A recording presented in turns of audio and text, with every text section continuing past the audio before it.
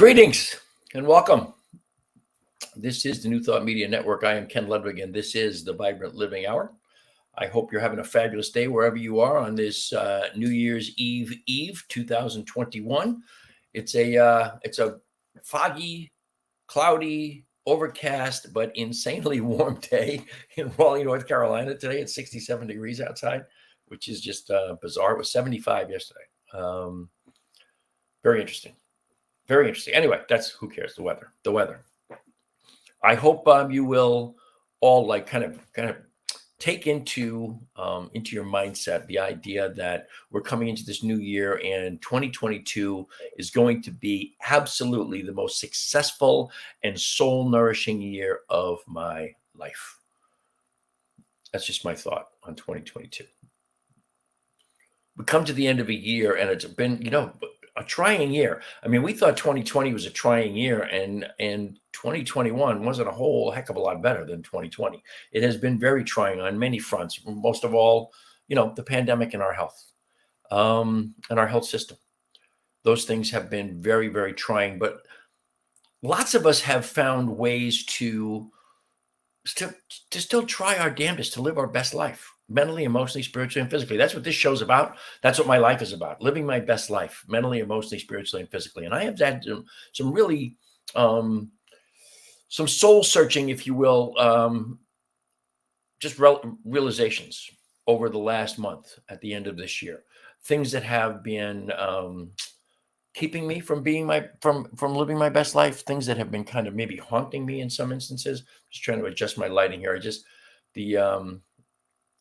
The reflection on my glasses drives me nuts. And one of these days I will get those non-reflecting glasses. But anyway, there are some things in my life that have kept me from living my best life. And some of them are really, really, I think, bear talking about for anyone and everyone who might be interested in just kind of up-leveling. Let's lift ourselves up. 2022 promises to start out with a lot of the same challenges that we've been living for the last 2 years with the virus and the pandemic. Promises to be more, what an old newscaster in Colorado used to say, MOTS, M-O-T-S, more of the same. We have the new variant, the Omicron variant, which is wreaking havoc with numbers of tests positive. Got someplace today. Where was it? New York? No, not New York City. God, I should remember, but someplace yesterday had 25% positive tests on the test that we're taking. That's a big number. That's a very big number compared, we were in the beginning of this thing when we first started with COVID, before we had any variants, what we were looking at was, it was a bad day if we were testing over 5%. Now we have places that are testing over 25%. The good news is if you are vaccinated, completely vaccinated, which means that includes the booster, because really it's not a booster so much as it is the third shot that is really required to make this happen. If you are fully vaccinated, chances of going to the hospital are slim. Chances of dying are almost nil. So that's the good news for those of us who follow the science and have gone ahead and taken the vaccine. But we're going to go into 2022 of more of the same. So what can we do? Where is your attention focused is what came to me. Where is my attention focused going into this coming year? And I find it very, very interesting when I stop and think about it, that my attention, my passionate attention, is focused on things that are not necessarily uplifting, life affirming, and focused on my highest and best. I can be very passionate about politics. I can be very passionate about the science of the vaccine, and we're not going to go there. And I can be very passionate about climate change. I can be very passionate about social justice. I can be very passionate about equity, equality and equity among all those who would be considered minorities. All those, all those who don't look like me, white men, straight white men. There's a lot of passion around that for me. I've moved to a place with just exponentially more degree of diversity than I experienced in Colorado, here in North Carolina. It's pretty amazing. And I love it. I really, truly love it. I love that. I love having that ability. to just experience more diversity. So those are the things I'm passionate about, but am I passionate about them in a positive sense? And I don't mean those are the things I'm passionate about. Those are some of the things I'm passionate about. And I mentioned them because they all have a yin and a yang. They all have a positive and a negative side. We talk about any one of those. Pick one: politics, climate change, diversity. Excuse me. Pick any of those, and you will find that there is a yin and a yang. There's a positive and a negative. Where is my energy? Where is my passion? I can see there's some people out there watching. If you're watching today, please drop a comment. Just say hi. If you're someone who knows me, I thought about this the other day. If you're someone who knows me, go ahead and text me on my phone. My phone's always right here with me. I hope I have it turned off. That's not always the case. But if you want to text me a question or a comment or something you want to talk about, please go ahead and do that. But back to the idea, where is my passion? Am I passionate? Am I noisy? Am I loud and proud and clear around the negative aspect of the things about which I'm passionate? Do I have positive things to say around climate change? Do I have positive things to say about alternative energy? Or do I just simply focus on the negativity of climate change and how it is destroying the planet, is changing our lives, it is devouring coastlands? Do I focus my attention on that? When I talk about politics, I mean, politics is the hard one. I don't want to make anybody mad, and I don't want to alienate anybody. But my politics are progressive. I mean, you know that. If you're listening to me, you know that. My politics are progressive. Now, do I focus my attention on the positive aspects of progressivism? Do I focus my attention on what is being accomplished by progressive politics, progressive politicians, a progressive agenda? Am I focusing my attention on that, or is my attention on the negative? The beginners, my mom used to say, people who are against everything, the obstructionists, the people who are quite obviously trying to change the face of our democracy into an autocracy, basically. People who are taking away the rights or limiting the ability of people who don't look like me, straight white men, take away their ability to vote or their access to the ballot. Is that where my attention is? Am I in the negative? Wherever my passion is, that's what I'm going to experience in my life. Wherever that energy flows, that's where my experiences go. And I will manifest for myself more things to be aggravated about, more things to be annoyed about, more things to be passionately negative about. So going into 2022, having had this realization, and this is a realization might be 24 hours old. Going into 2022, I'm going to put some effort into the idea of when I experience that negative passion or the passion of negativity. I don't know how to even explain that, since it's just really a new thought for me. When I get to that position, I want to make the shift. I want to stop and I want to say to myself, okay, what's the positive? What's the spiritual truth? What's the positive thing that works for me to move myself away from that negative? Hang on a second here. Okay, I have business text coming in, and now that I've said to everybody, if you know me, text me questions or comments about the show. Now I'm gotta look when I get a text in. But anyway, that was a business one.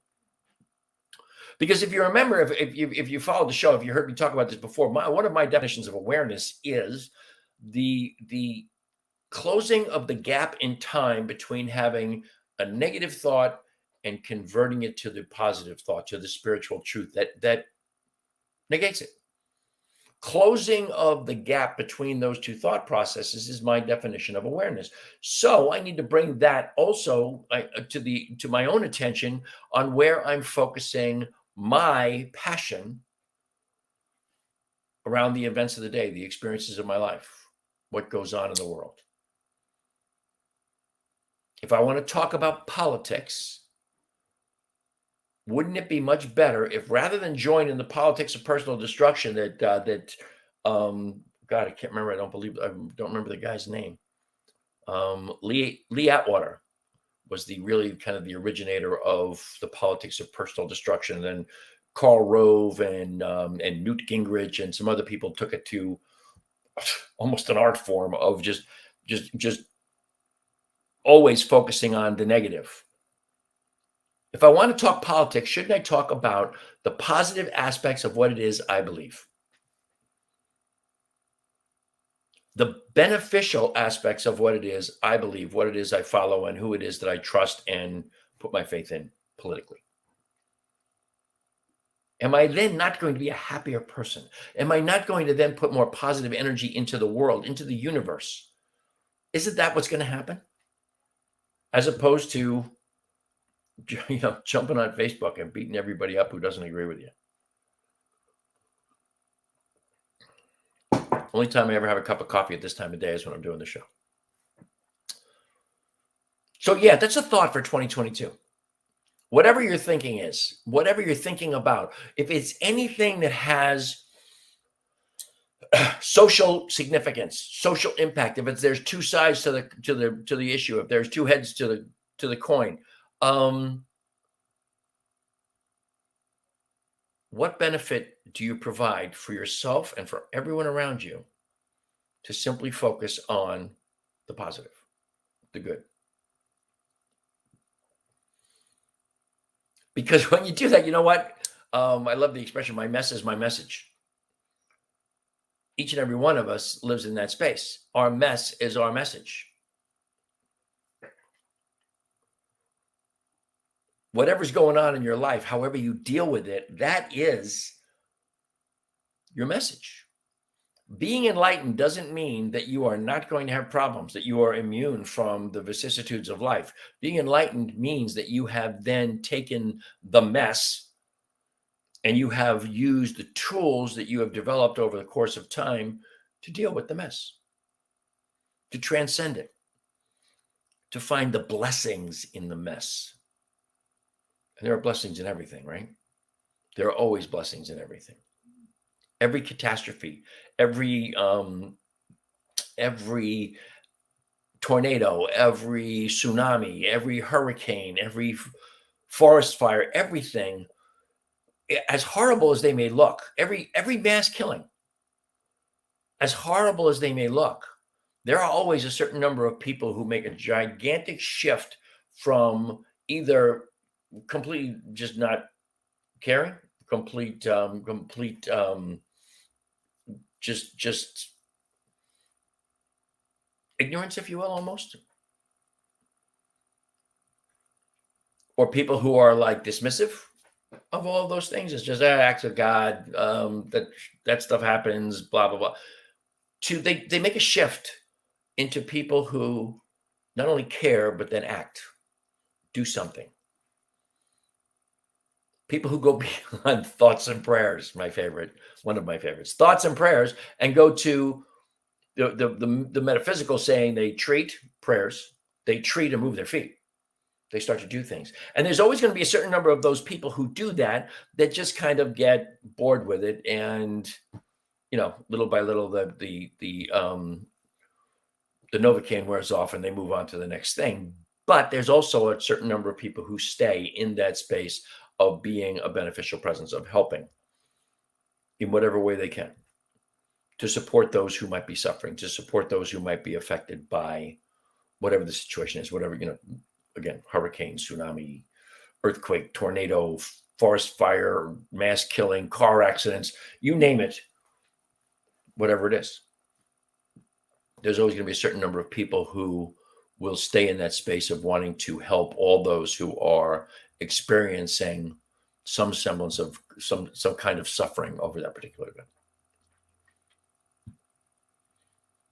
Because when we look at all of our differences around all of those things, the mess, go back to the ones I was talking about earlier, politics, but also, you know, those kinds of events that are catastrophic into certain numbers of people's lives. Aren't we all so much more alike than we are different when it comes down to that? We really, really, really need to focus our attention on walking this planet with our brothers and sisters as brothers and sisters, all of them. Part of that is, when I think some of this realization is coming to me almost subliminally from spending this last month and a half here in North Carolina. I don't know if I mentioned this before. I looked up the demographics of the state that I lived in for 46 years, Colorado, and the state that I've now been in for 6 weeks, North Carolina. Colorado is 85% white. I didn't even realize that because I always thought there was an enormous Latino population in Colorado, but 85% white. North Carolina, on the other hand, is 64% white. That's a 21% difference. And almost the entirety of that difference is made up by the Black population, African American population. Almost entirely. So there's an immense amount of diversity. My beloved Lisa and I went to a little theater production, an outdoor theater production, and I can't remember the name of the group that did it, and I should, but it was at the Raleigh Arts Center, maybe, and it was called The Black Nativity, and it was just a joyful noise. It was drumming and dancing and singing, and it was fabulous. And I was having a great time. We were enjoying the hell out of it. At one point, I looked around. I was kind of sitting towards the front of the whole venue, and not way in the front, but towards the front. And as I looked to my sides and then behind me, I came to the realization that Lisa and I, as white people, as Caucasians, we were a small minority in this group. And I had fun, and I had laughs, and I had a good time with other people in the crowd. And we just simply enjoyed the heck of the entire experience. And it was just kind of something I hadn't experienced maybe in almost 50 years, maybe since I left New York, which obviously is incredibly diverse. But, I grew up on Long Island, which was probably every bit as white as Colorado, if not more so. I mean, I went to an all-boys Catholic high school. There were 400 kids in each class. Was that right? Yeah, 400 kids in each class, more or less, around 400. There were 2 black kids in my class, and I was blessed. The one fella, God bless him, Conan Lewis. I saw him at my 50th high school reunion in 2019. Conan Lewis, he spelled his last name Louis, and Conan Lewis sat right in front of Ken Ludwig in homeroom alphabetically for 4 years of high school. Just kind of gave me a different feel, if you will, of the appreciation of the fact that there was no difference between me and Conan. Other than the fact that he was really a little guy, he was really short. This is funny, in freshman year, I had been working out with weights. I got a weight set when I was 13, and I really worked out, and I put on like 30 pounds in a month working out with my weights. And then I started freshman year of high school, and Conan Lewis weighed 65 pounds. I know this because it was a thing, because I would come in every morning and I would curl. He would turn around and stiffen his elbows. I would curl him by his elbows 3 or 4 or 5 times. But that was, the diversity in my world back on Long Island was not much. And the diversity where I lived for 46 years in Colorado was not much. And then I moved to North Carolina, and it is huge. And I am finding, much to my pleasure, much to my surprise and pleasure, I am finding no sense whatsoever of discrimination, of racism. Now, I have no doubts it exists. None whatsoever. But I have really had a great time here interacting on the level of the diversity. which is very cool. Once again, we are more alike than we are different. I didn't Maya Angelou say that? We are more alike, my friends, than we are different. We will always have more in common with every person we meet than we will have differences. Always. Another thing to take into 2022 for the upliftment of not only yourself, myself, but for the upliftment of everybody, for the upliftment of the planet, for the upliftment of mankind, just of all humanity, for the upliftment of of sentient beings everywhere. Just to simply embrace each and every individual as just that, an individual expression of the one. If you are a spiritual person, if you're a follower of the same religious philosophy that I follow, the science of mind, you recognize that each and every single person is simply an emanation of that one, a creation of the one. It is an individuation of that one. And there is no one that's going to be loved more by that source from which it is individuated more than any other individuation.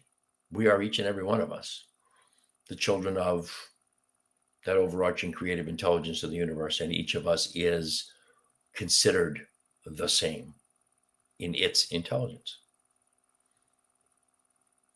Just a thought. Take it into 2022. The other big thought I have for you for 2022 is this is really an interesting one.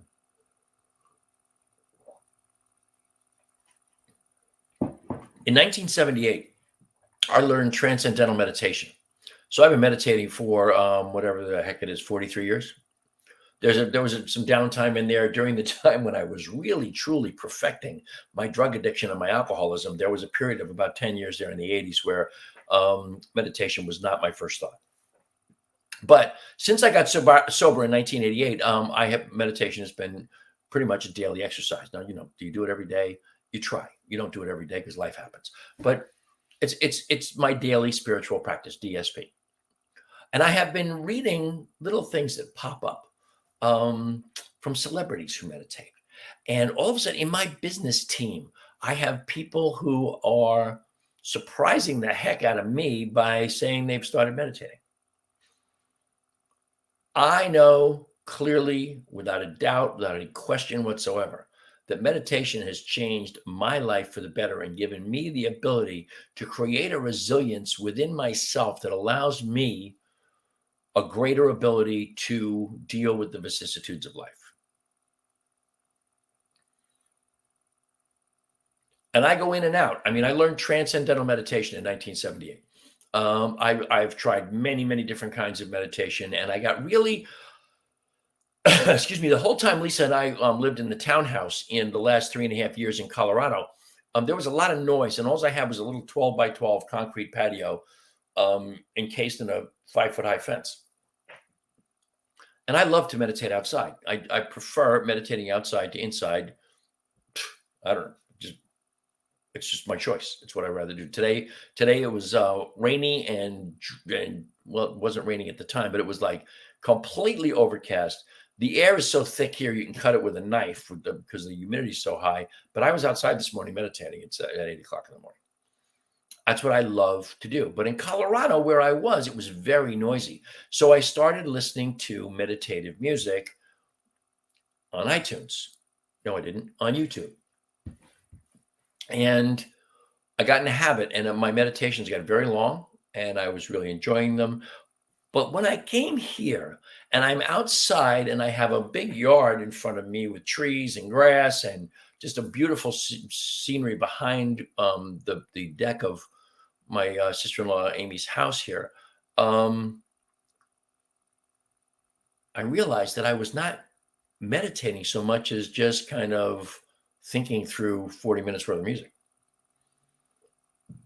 And I went back to my transcendental meditation just in the last week. Went back to it, realizing that it's not true, maybe 3 weeks. But I really, really kind of dived into focusing my attention on the mechanics of my transcendental meditation to get myself back into the way TM works, which is really nothing is ever compared to it, actually, no matter what else I have tried. So another thing I'm just going to say for 2022, embrace the idea of meditation. There's a gazillion different ways to meditate. When I learned to meditate, I was just thinking about this earlier today. Learned to meditate in 1978, as I said. I learned transcendental meditation. My girlfriend had learned it just before me, and she kind of coaxed me into it. I didn't really want to do it, but I went ahead and did it. And it was $180 to learn transcendental meditation. I think it's like 10 times that now, but $180 in 1978 was a bucket load of money for me. But we scraped it together and I learned TM. And over the years, as I've said, I've been in and out of it. But when it comes right down to it, it was well worth every penny of whatever it would even cost now to learn transcendental meditation. So I'm just going to suggest to you that you find a meditative practice of some kind, some way. And as you know, with all of the information and the resources we have in our hand, you can find a meditation practice that works for you and that will make you feel what I'm describing, make you feel like you've just kind of settled your mind. And the other thing I always know that is out there is the guidance on demand, GOD, guidance on demand, which is when you take a thought, an intention, a concern into meditation, you will get answers. You will get guidance. That's guidance on demand. You know, from a spiritual perspective, in my thinking, the voice of God is in the silence, and that's what meditation is quieting the mind so you can enjoy the silence.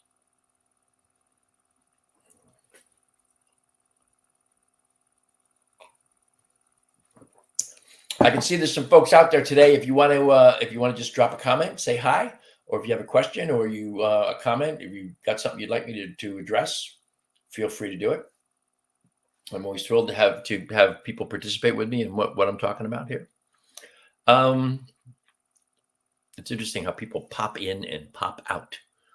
I can see how many numbers there are out there. I can't see, the numbers are changing constantly, but I can't see where they're actually located, which we live stream this in 6 different places, and I don't know which one of the 6 they're well, I know which one of the 6 they're coming in from, but I don't know who it is. So it's always fascinating to watch those numbers click and watch what happens. Anyway, that's, I'm not going to spend a lot of time here today. It is New Year's Eve. I just stopped by to do a little live show here and move on to whatever's next. I did want to make sure you all know. Wayne asked the question, how do you quiet the monkey mind? And you know what, Wayne, I have a simple technique that I use with the monkey mind. And for those of you who don't know, the monkey mind is very simply when you sit down to meditate and you can't stop thinking. And your brain is swinging from branch to branch to branch to branch to branch. That's the monkey mind. There's no stopping the monkey mind. Your brain is an instrument of thinking. It will think. That's why we use different techniques, mantras, music, whatever it is, words, sounds to take our attention away from the thinking process. So Wayne, when I get the monkey mind going, and it happens to me every day, I mean, it's just, when your mind wanders, and it will, you need to just have something that you use to bring it back. And I very, very simply kind of acknowledge to myself that I'm not here to think. I'm here to meditate. And I go back to my mantra. Excuse me. It works very simply for me. It sounds, and I think it's really the simplest way is to just acknowledge, okay, I'm here thinking, and that's not what I wanted to do. I wanted to meditate. So go back to whatever it is that I'm using to facilitate meditation. I hope that makes sense to you. That's pretty much what I have today. It's all about our attitude. When we go into 2022, it is about our attitude. What is our attitude going to be?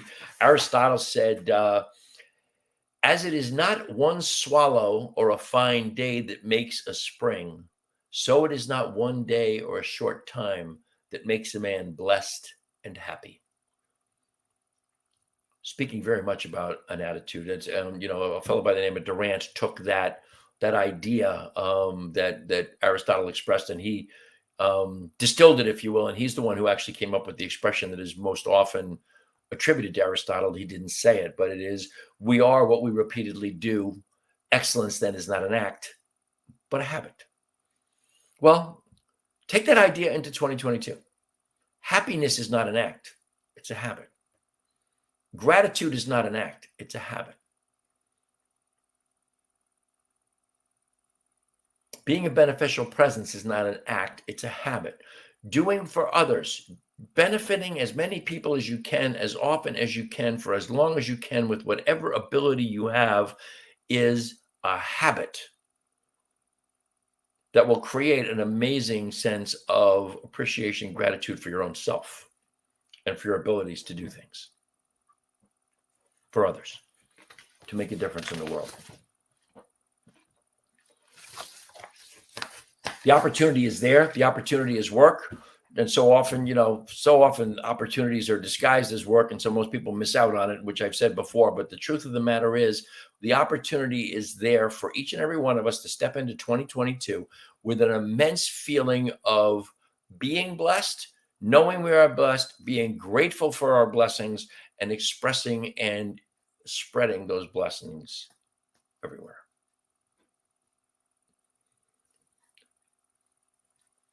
That's it for me today. Just a little half hour, just a quick. The Vibrant Living Hour is not always an hour, but that's it for me. As always, I am immensely blessed by the great gift of your time and your attention. I wish you all the love and blessings that the universe has to offer. I hope you will join me next Thursday, same time, right here, 4 o'clock Thursday, 4 o'clock Eastern time, Thursday afternoons on the New Thought Media Network. This is the Vibrant Living Hour. I'm Ken Ludwig. Until the next time, I wish you all namaste.